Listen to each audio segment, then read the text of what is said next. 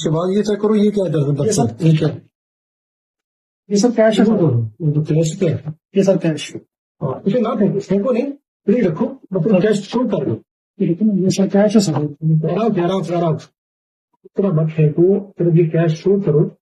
Sir ये देखो ना, ये तो सिवालों को नहीं लगे ना, ये कैसे होंगे? हाँ, ये कैसे है?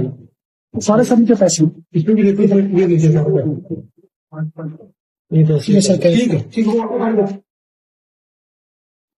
ठीक है, ओके ओके, तो ठीक होगी। ये सर सारा कैश। नीचे देखो, ठीक है।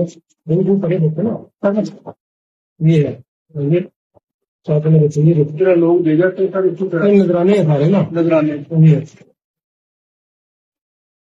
ठीक हो गया, ठीक हो गया, ठीक हो गया, बस यही। सर ये देखिए जी, ये सर बहुत सारी आपको कीमती घड़ियां सर नजर आ रही हैं, करेंसी नजर आ रही है सर, और ये उनका रिजवी साहब का जो बेटे का घर है सर, ये वो है सर। ये सर तमाम चीजें आपको नजर आ रही होंगी सर, काफी महंगी महंगी घड़ियां, और सर जो नजराने वगैरह ने दिए गए हैं वो तमाम है सर।